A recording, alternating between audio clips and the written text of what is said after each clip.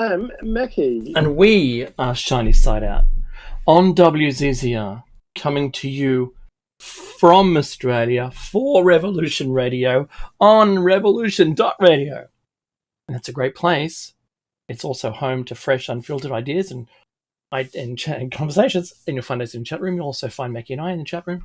And it's also a great place to get your merch. This is show number 585. 580 and 500. I'm glad we do that bit. I really like that.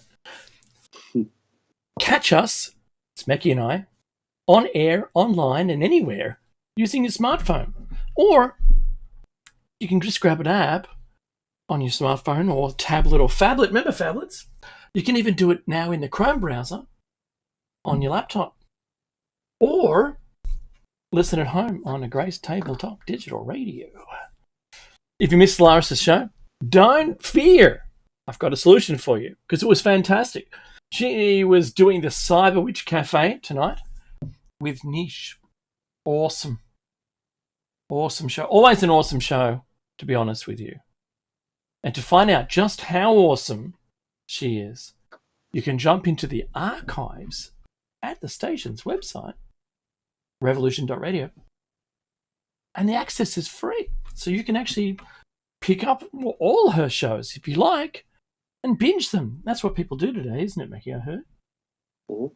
Yeah. You can do the same with our shows. But Mackie and I have two shows. This is Shiny Side Out. We also do Plato's Cave. Plato's Cave airs, shameless cross-promotion, at 7 a.m. Eastern Time on Tuesday and Thursday mornings. Our show, this show, Shiny Side Out, covers different material and it has a different format. So you can enjoy both of those if you wish. Anyway, feel free to do that. Now, in Australia, we have a Welcome to Country, and we announce from which regions we are broadcasting out of, and we call it where I live, it's the Darkinjung Peoples area. Mackie, how about you? I'm broadcasting from Darak country. Beautiful downtown Darak country. That's great. And Mackie and I, both of us, we collectively pay respects to elders past, present, and future. Wow, what a cold, chilly, but it's not chilly as in South Pole or Arctic or Siberian chilly. It's just chilly because our temperature gets to 45 degrees in summer, Celsius. That's hot. That can be 120 plus Fahrenheit. So chilly to us is, I don't know, less than 12 degrees. That's cold. Then chilly is near to zero. Doesn't usually get to zero or minus numbers very often, and we don't have snow to the ground where we live. But I'll tell you, you do get used to where you live. You're acclimatized to it. Look, I came from Germany to Australia about 30 odd years ago, and I was used to riding through snow to school, right? So below freezing temperatures, and if I didn't wear my earmuffs, my ears would have fallen off. Mm-hmm. Now, we had central heating and all that, sure enough, but outside, you dress appropriately, but if I compare the temperatures I was exposed as a child compared to what's in Australia, it's a nice breezy, balmy afternoon in Germany, but it's freezing in Australia. And over the 30 years, I've gotten used to the warmer climate. I tell you, I hate the cold. I hate it. Yeah, you hate it more and more. Mm-hmm. Yeah, I know. And then you also hate the extreme heat. I'd prefer to be able to rug up than, I don't know, let's just say strip down, because that doesn't sound right. But if I was to only wear a pair of board shorts or something in 45 degrees, it's already hotter than your body temperature, which is 36.6 degrees Celsius. And anything hotter than 36.6 degrees is it's a strain on the human body, because it's the only thing it can do is perspire, and you get to a point where you've run out of the ability to perspire. And that's a really bad place to be. So hydrating is a thing. Do you know all of our kids have to take a bottle of water to school? All our kids have to in Australia. It's mandated, and we have to have hats. No hat, no play. That means not going outside without a hat on. Right? All of our uniforms in uniform school, because even public and private schools are uniformed. I do feel sorry for the private schools who have to wear 3 different layers. Good luck with that. But they did establish hats first, so maybe they were ahead of the trend. But I got to say, we live to it. We really do. And if you get skin damage when you're in your teens, when you're in your 50s, it's very bad. That skin, cancer. You can get skin cancer from an event when you're in your teens that day you didn't bring sunscreen and you got burnt too deep in layers in your skin.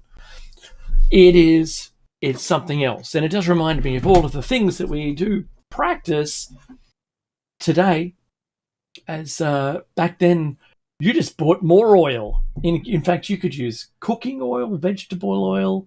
One thing that I used, Mick, is we didn't have sunscreen. One thing that I used was coconut butter. Yeah, me too. From the chemist, which melts on contact with skin like wax, and you just put that on, but it wasn't wax; it was just coconut butter. And reef oil, I can still remember the smell of reef oil. It was a particular brand. Yeah, and that meant fun at the beach. That did. But it's pretty much you just basted yourself in that and then turned over on a regular basis.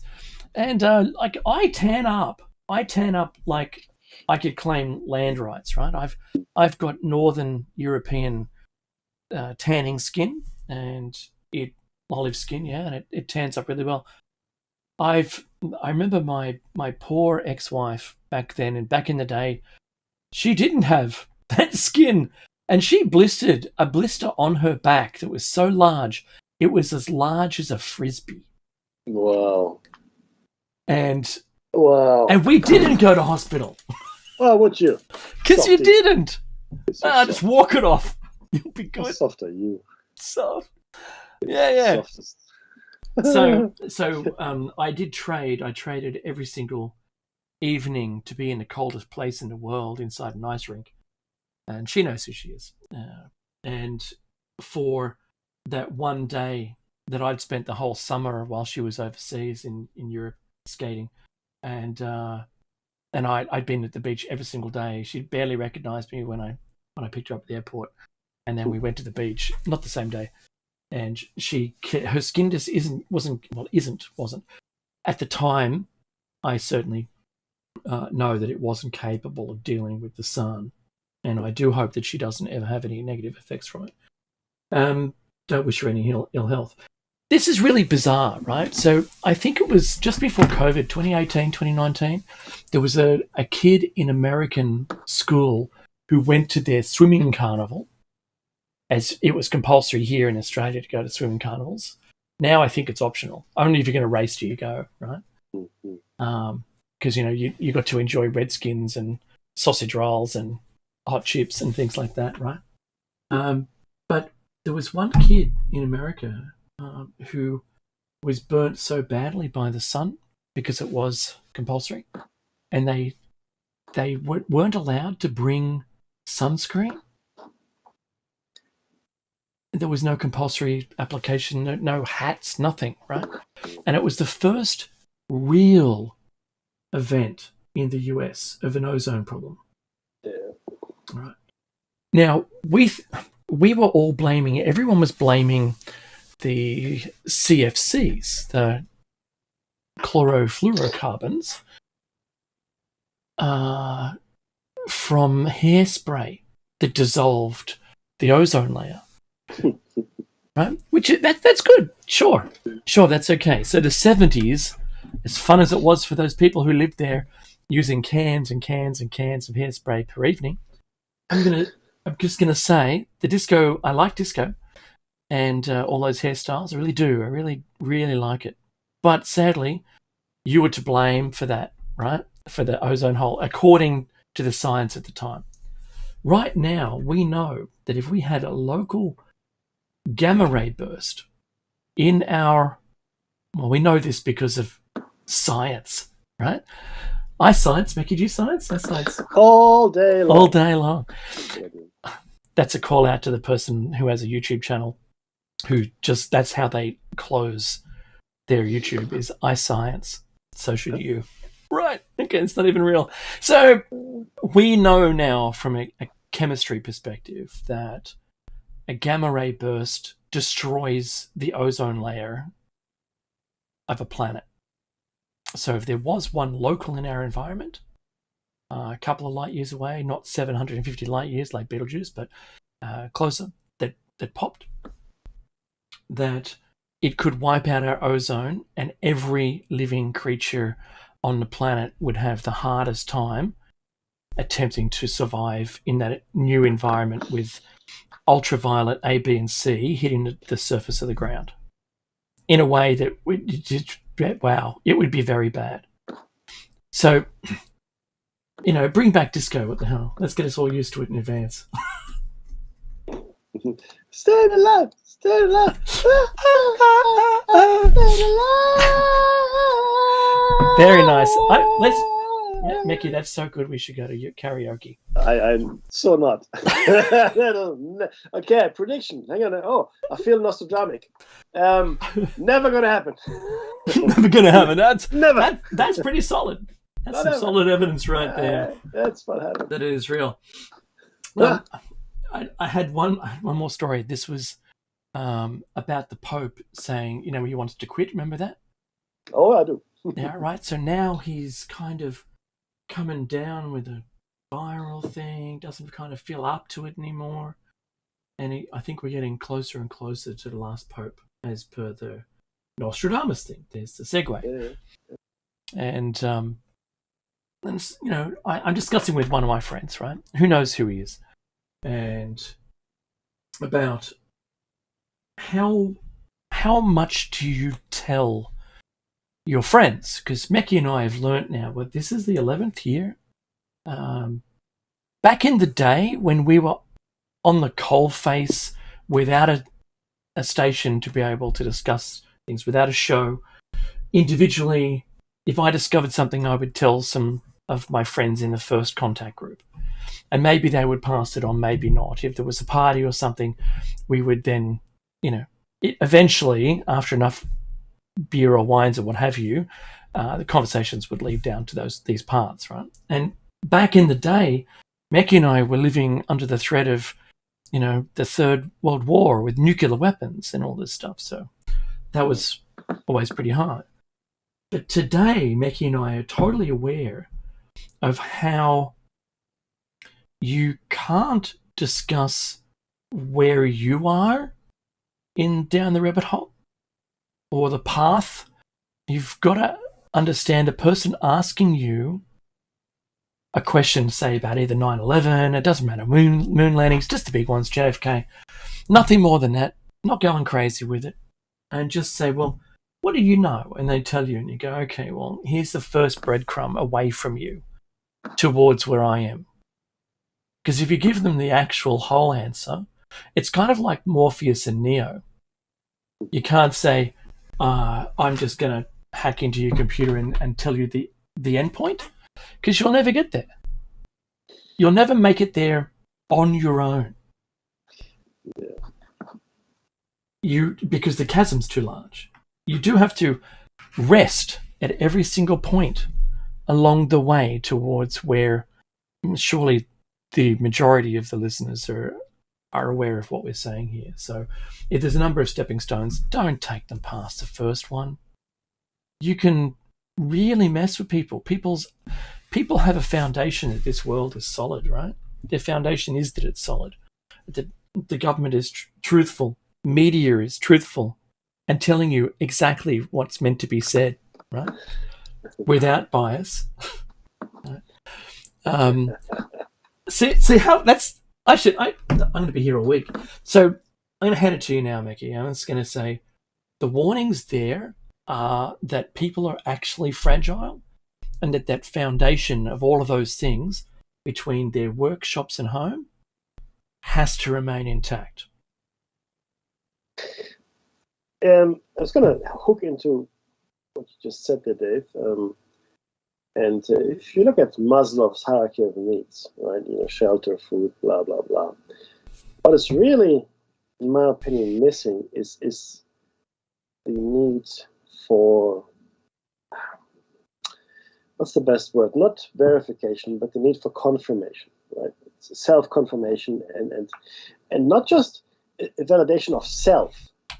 That's part of it, but what really is required is a validation of the entire Weltanschauung, your entire worldview, whatever you've built your world upon, whatever the foundation is, right? In my opinion, that is really, really high on a list of requirements to exist. So I think it's missing from Maslow's pyramid of or hierarchy of needs, and to rattle that is very dangerous. The problem that I've always said, I've never had that.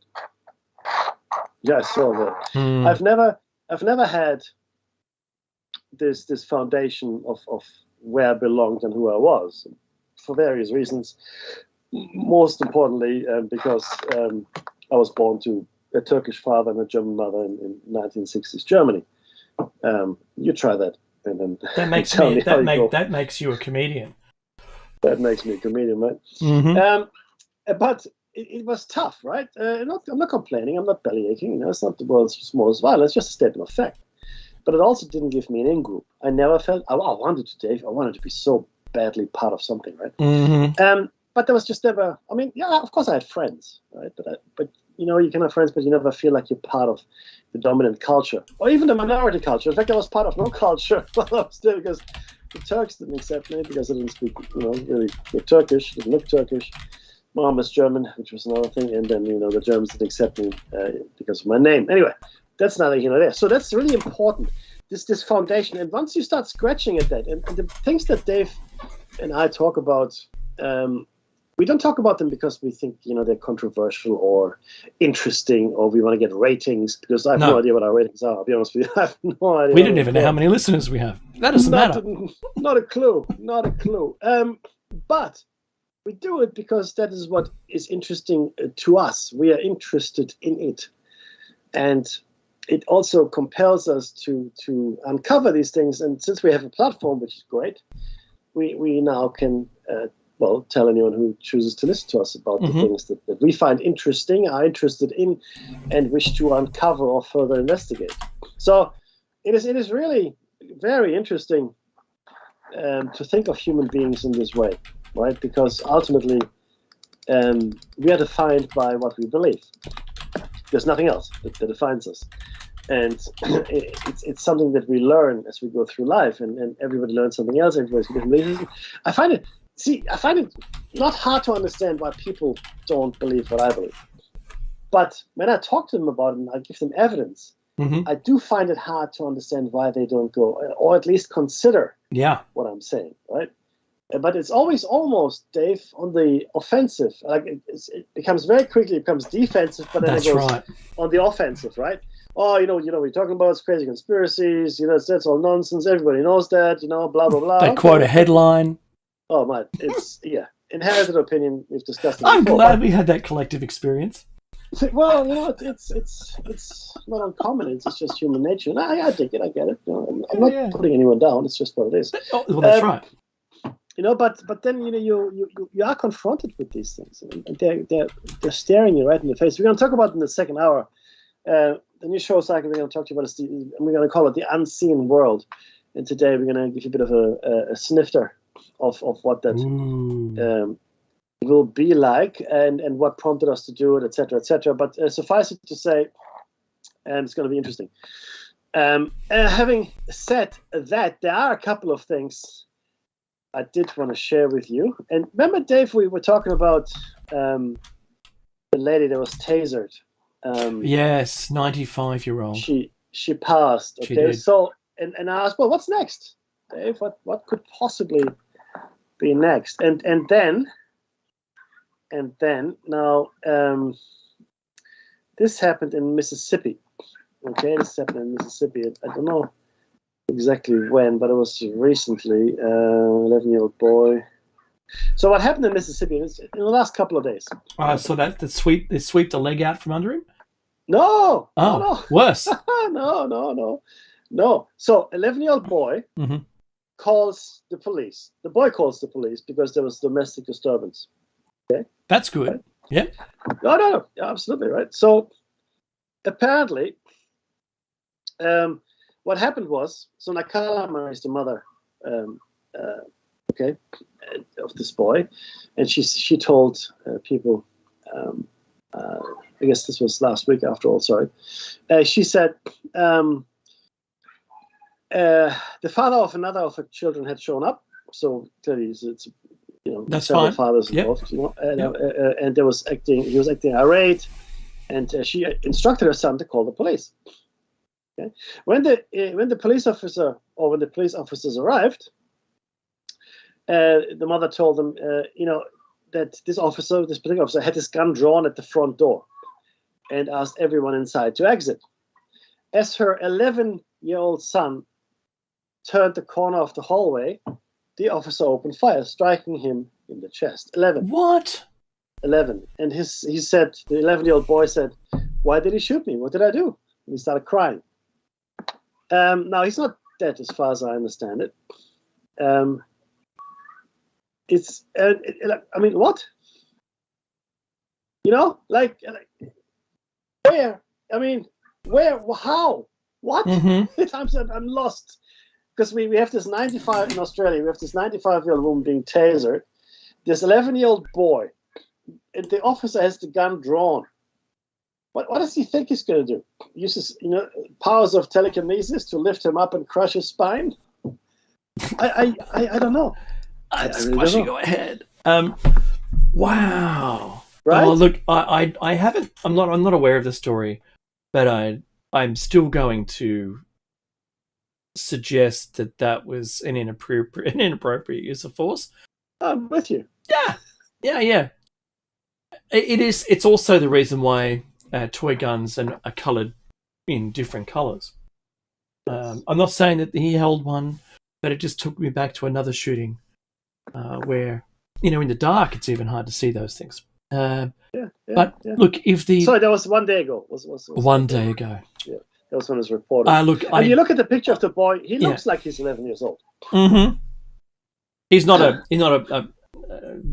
basketballer who's 7 foot tall at 11. No. Yeah, right. Okay. No. But look, is he African American? Yeah, of course. Right. I wonder if the policeman was white, because that really disturbs me. I don't know either. But you know what? If he was holding a taser, he might have tasered him. If he was standing there with his weapons holstered, it's only a domestic dispute. There was no reason to do that. I'm once again, I'm just extremely disappointed in our training and the non-de-escalation, right? Training. Yeah. So, that to me is, it's only emphasizing that we are militarizing our police to a threat. To a threat. What threat? There is. Where is the threat? There is, the threat isn't as prominent as the education should suggest. And if you're in a job where you're scared of an unarmed 11-year-old boy, then there's maybe you should just do street cleaning or something like that. Go, pick up all the rubbish in Philadelphia, right? Because that's just awful there. What are you, Dirty Harry? You feel lucky, punk? Yeah. I haven't fired a single shot. My magazine is full. You feel lucky, punk? No. Or my favorite quote from Clue, the movie: 1 + 1 + 2 + 1. Which is they're trying to count the amount of shots fired from a revolver. It's very funny. No, it was 1 + 1 + 1 + 1. No, 1 + 1 + 2 +1. Very funny. That means there's only one shot left. Very funny scenes. But look, I do have to laugh about it, despite it being terrible. I do that for my own sanity, and I think if you don't find some happy place, right, where you can reset, like, because I'm currently barefoot, right, and I find grounding myself without wearing the compulsory rubber-soled shoes, Mackie, which insulates you from the earth, probably makes the situation worse. You know, I'm not saying my mother was a hippie, but as close to it as possible. I do feel like we're kind of living that duality between the Avatar people and the industrialists that came to mine their planet of unobtainium, because apparently that's really important. It's important enough to wipe a planet out. I think we're in the midst of that right now.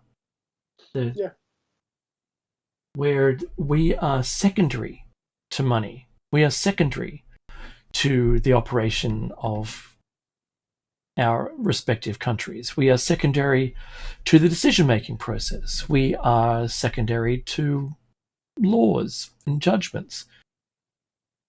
I do feel sorry for anyone right now who's got a front up in court for anything, or have to go through the judicial system, but that implies justice, which there isn't any, and it's all interpretations of hundreds of thousands of laws, and good luck. If you can do anything for yourself, don't get involved in anything to do with the law on the wrong side of the law. I completely agree. And what's really missing from our world is this understanding of natural justice. Mm-hmm. It's not perfect, don't get me wrong. I just want to dwell on this. In fact, this is a beautiful segue to the next thing I want to share with you. But natural justice is essentially it's sort of an innate, inherent understanding of justice, really. Okay, and natural law. So an eye for an eye is a good example of that. Tooth for tooth, eye for an eye. I mean, I'm not advocating that, but at least there's a certain level of, I guess, fair play or level setting within that. Yep. Right. So if you are injuring someone, then that injured person has the right, but not the obligation, to injure you as well. Alternatively, you can get paid out, or make other reparations can be made, but it's a natural law saying eye for an eye, tooth for tooth. And we have really stepped away from that, and it's no longer about justice. I mean, Dave is right; it's about interpreting the law. That's it. There's nothing else. In the olden days, most villages, towns had someone. This is a Middle Eastern context now. They had someone called a Qadi. Now, a Qadi was kind of like a judge, kind of like an elder, not really the chief of the village, but someone that people would go to sort things out.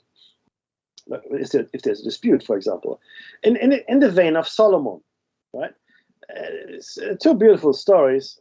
One from Solomon, one not so much, but one was actually from Arabian Nights. But you mean like King Solomon? King Solomon, yeah. So King Solomon was, okay. Yeah, it's the same kind of thing. Like King Solomon was confronted by two women. He was called Solomon the Wise, right?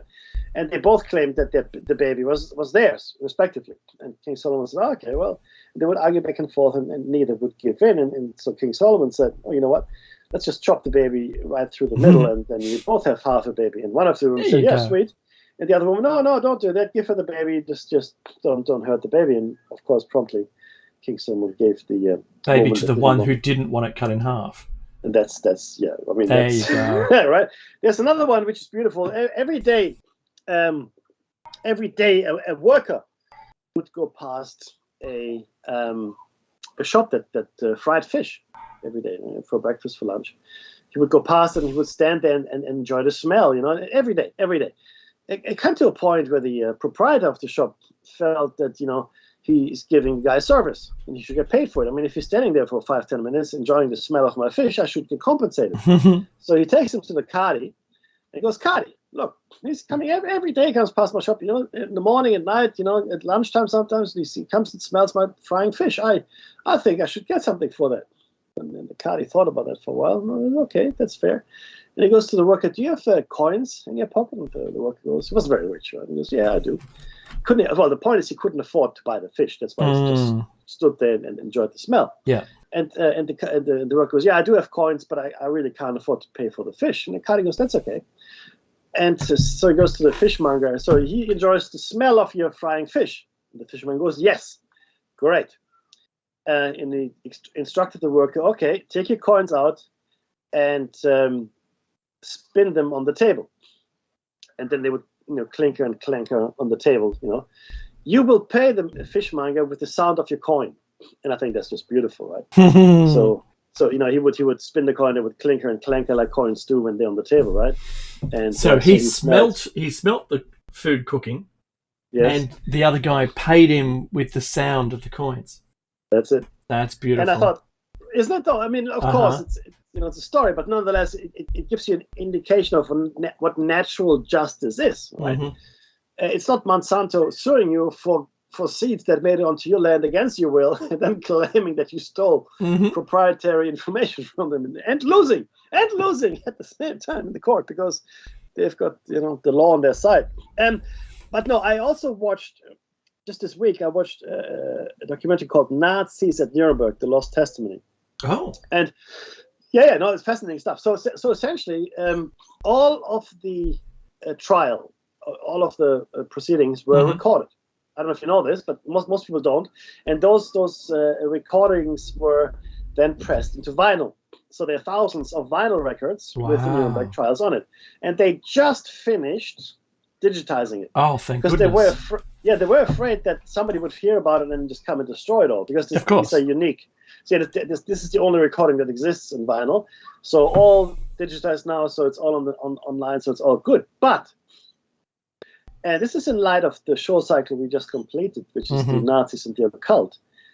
So Goering was in the dock, and Speer, and Ribbentrop, and a whole bunch of others as well. I mean, you're probably familiar with all the top Nazis that were tried at Nuremberg, including one guy, and he was in charge of a Nazi. I can't remember which concentration camp, but he was in charge of it, and then he went this was his testimony. He went to other concentration camps to see if they could be made more efficient. Yes. And he was very matter of factly. Yeah, they used this kind of gas, which was terrible. We started using Zyklon B, which is much better.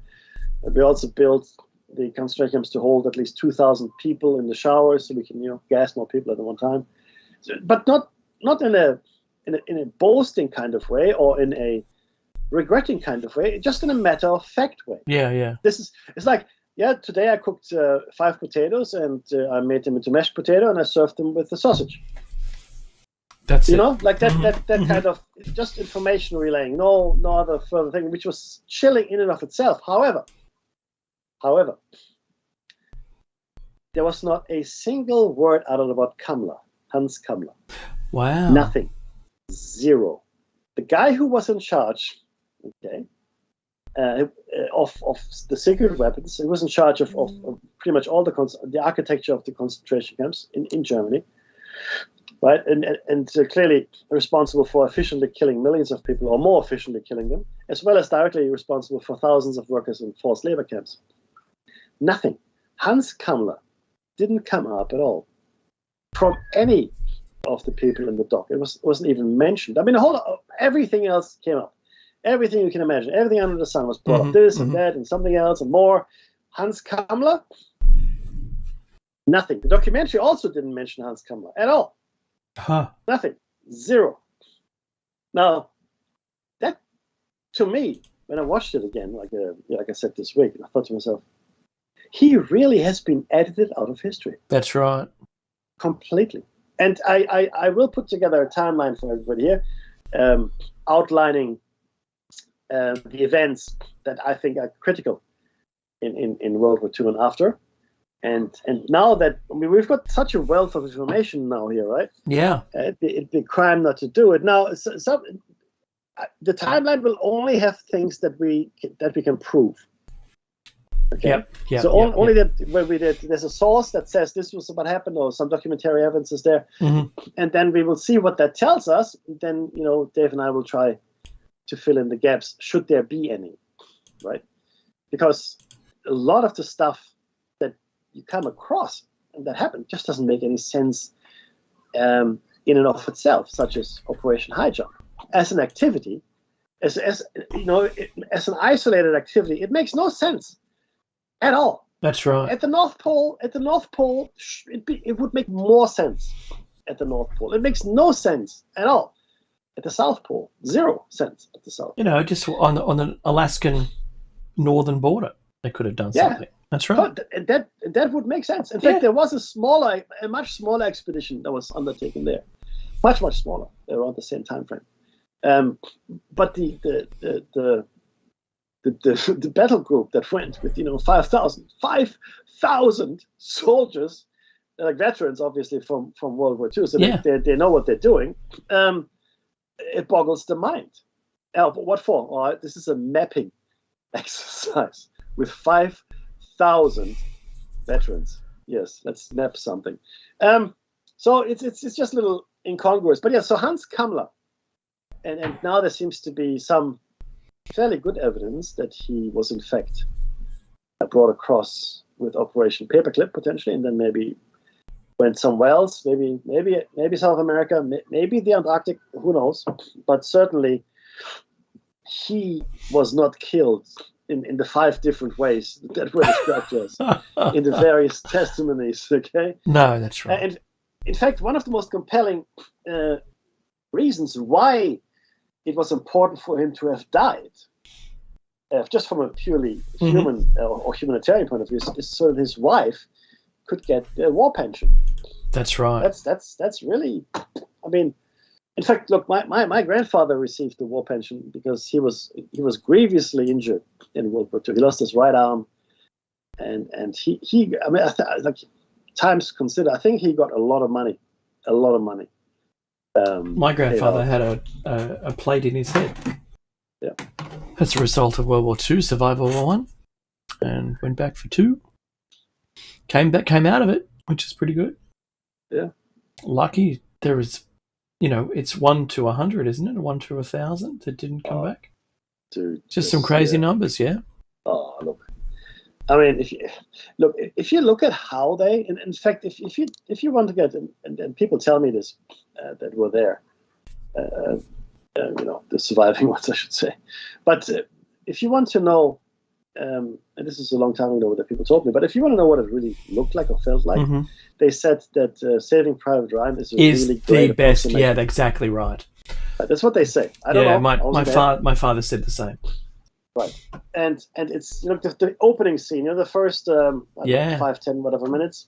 After that, it's a movie, but still, it's bullets ripping through the air, hitting killing people next to you, people being sick, the fear, the insanity of when the dude picks up his arm. Oh yeah, and he's looking around, and he picks up his arm. Yeah, all of that is happening. Yeah, look. It is, and it's really anyway. But the point is that we have lost a lot of truth and a lot of content that's in modern terms when it comes to World War II and the aftermath, right? And I think it is critically important. I'll tell you why it's important. Because I'm going to argue here, looking at all the evidence, I'm going to argue that especially the United States of America, but not only, certainly the USSR as well, but the United States of America was infiltrated from top to bottom by ex-Nazis. Or maybe not ex, but by people that were part of the Nazi Party. A minute ago we're in the SS, and now they're in the US government. Yeah. Now, those are the high-ranking, really capable engineers and even bureaucrats, but really the top, the scientists, the top echelon, right? They went into either Russia or the United States. The rest, and this is a true statement, I know, because part of my high school education was participating in projects. And one of the projects we undertook, this was for history, I think, was to interview people in our neighborhood, in our village, in our surrounding towns, family and friends, about the aftermath of World War II, and specifically in our assignment was, what about the denazification of Germany? And people will tell us, and remember, this is in the 80s, okay? So the people that we talked to, they were quite hale, they were in the 60s, 70s, okay, that were there at the time, even in the 50s, right, 1980s, remember? And they told us, straight up, and this is not just, and I've got the recordings, because we actually recorded it on tape and then edited it and sent it in. And we got a book for it, for our efforts. We actually won a book. Oh, anyway, nice. But the point is, so it's my school friend and I, we did this. The point, though, is that almost to a person, they said, no, there was no denazification. They got a few. Yes, they got the big boys, Goering and whatnot, Kaltenbrunner, in Nuremberg, there was like 20 odd big Nazis that were executed. Then Mossad and Wiesenthal and others got more, Klaus Barbie, maybe Mengele, others, over the intervening decades. But the thousands and thousands of functionaries, and there were thousands, if not more, they were not really prosecuted. They were needed to run the country, and that's exactly what happened. Oh, I'm a Nazi today, I'm a communist tomorrow, I'm a capitalist the next day. Okay, same people, just running the country. And the thing is this, though, I do believe there's a massive undercurrent of National Socialist feelings, philosophy, as well as occult leanings still left. And a big chunk of that went to the United States, Dave. Yeah, totally. Now, the CIA, the rocket program, all of that built on Nazi shoulders. You are familiar with the medical research, right? Yeah. The Nazis threw prisoners of war, but concentration inmates, whatever, into the water to see how long they would survive hypothermia. That's right. At what point would they die, right? And not just that, but there are many other horrendous experiments as well, and too horrible to mention on the air. Now, the Americans uncovered that, right, and captured, I guess, the information. And the Surgeon General at the time said, no, I can't use this. This was derived by completely inhumane and unethical means. Radio, said the Americans, and found themselves a Surgeon General that would use it. That's right. Okay, so this is what happened. And if you look at the way the world has developed over the last 50 to 60 years, I'm not sure the Nazis lost, Dave. No. It's kind of like the same thing as Japan. Did Japan really lose in its theatre? No, because straight after that, everything was made in Japan. Just after that, we transferred all our manufacturing there, right? We wanted to help them out. So, I have to say, I'd always been under the impression since when I found out that paperclip existed, that it became Nazis went to the moon. But I mean, under the guise of NASA, right? Yeah. Because it was the what is it, NASC, and it turned into NASA, and it's never a public organization, it's a government organization, and there was reasons for it. You know that they're all of the plans and everything at the time, and it was the Cold War, and we had to win at all costs, blah, blah, blah. All of those things are pertinent. I think they're all valid arguments and all valid reasons, and all those vectors point towards it had to be successful, regardless. UFOs, Mickey, Werner von Braun, his secretary, saying how they were going to fake an alien invasion. It's always been the thing. That was what they were already working on back then. Werner von Braun was talking about that, saying there's going to be these steps, like Nostradamus. There's going to be these steps that they're going to take before we lose, well, to their control. The military-industrial complexes. This is what's going to do, and I think that's still a thing. To be honest. Oh, no. There's no doubt whatsoever. In fact, Nox Merritt said something quite profound in the chat just now. Nazis were just another brand. That's right. And I completely agree. It's the same kind of poop. Sorry, it's a different kind of poop, but it's the same kind of smell. And this is really what we're seeing here, right? And ultimately, it is the parasites, the actual parasites in charge that are controlling all of this. And it is really just to distract us. And to, once in a while, throw over the apple cart, be the kid that kicks the ant hill over, all of these things. Why? Well, because they can, because it might be fun. I don't know, because, the thing is this. I like to play strategy games on likewise at the time. Mm-hmm. Things like Rome or Total War. At the moment, I'm playing Shogun 2. Command and Conquer for me. Yeah. Oh, look, I love that too. And so you build civilizations and you build your armies, etc.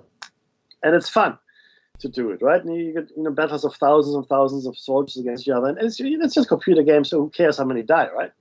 And similarly, because it never affects you, the parasites are never touched by it directly, and they're much longer lived than we are. I can tell you that. So they look at us. Well, what's another 20 or 30 years extra? What's the difference? Who cares? It doesn't matter.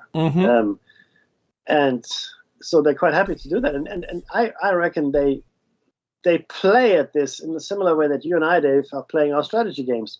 That's right.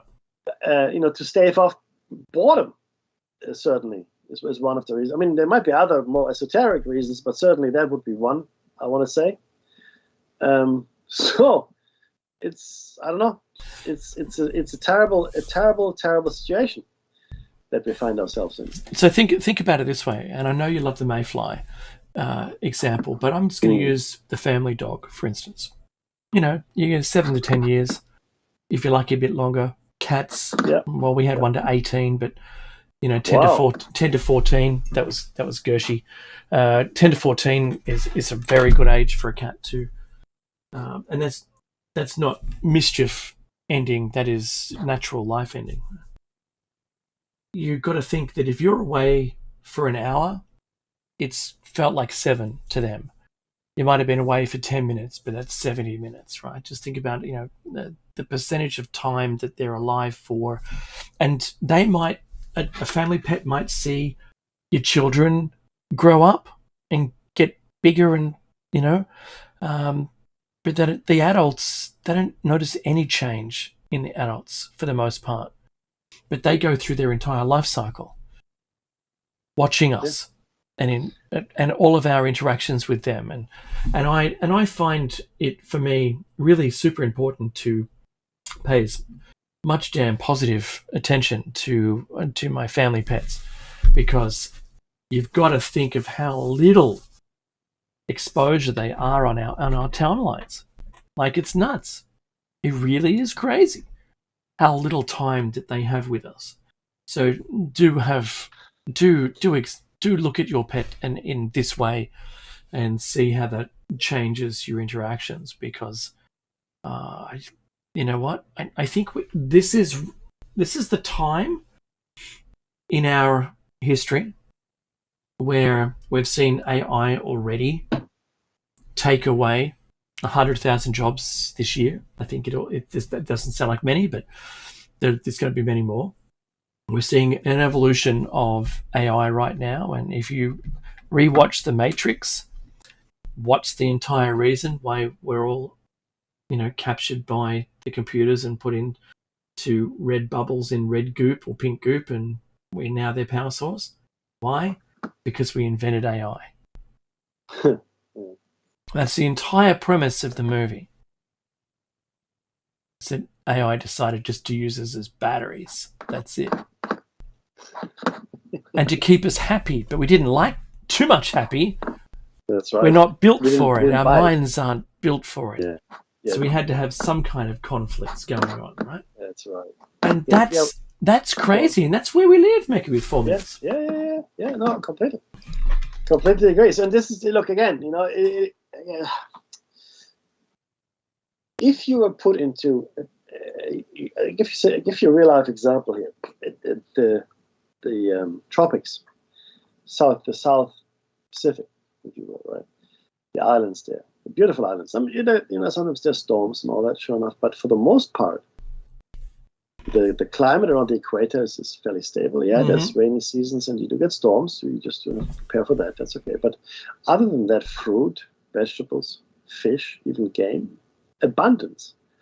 Like it could be a really good life if you just want to have a nice stress-free life, because almost everything is provided for you.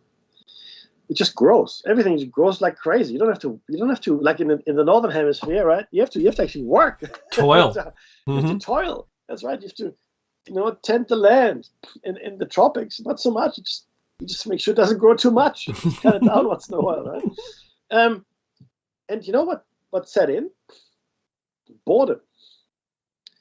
And they would fight each other in the islands, right? It would be like little warfares, little tribal, steal maybe children, women. And then they got even more bored. And I think cannibalism was an expression of their boredom. It wasn't like they had to eat people to live. They didn't have to eat people to live. They were bored. Now, interestingly, in some of the flood myths we discussed some time ago, one of the reasons that was given why this flood was visited upon the earth, as a form of punishment, in the stories, mind you, right, was because people had started to take to eating their children, and the gods or god or whatever didn't quite like that. In fact, there's a similar story that comes out of Greek mythology, where and I think it wasn't Sisyphus. I can't remember which one. It was one of the great kings. He cooked up his kids and served them to one of the gods or something or other, and he was punished quite severely for that. But yeah, so maybe if the boredom gets so great, you just don't know what to do with yourself, and you just invent conflict. You just invent it. And maybe these parasites, which are extremely long-lived, like I said, they're so bored. Maybe they can't help themselves, but to visit upon us these plagues and wars and hardships just because they're bored. It's terrible, isn't it? Kind of is. Awful. Mace posted something into the chat there, and it was blue lava erupts in Indonesia's Kawah volcano. That's just molten sulfur. It's really nothing new. It does look beautiful at nighttime, though, if you can do that. Popalapa kettle has gone off again. I don't know if you know the name from The Simpsons. But there's the end of the first hour. It's a short break. We're going to terminate this YouTube stream and begin a new one for the show coming after this. One more hour left of Dave and Mecca Shiny set out. We'll catch you on the other side of the break.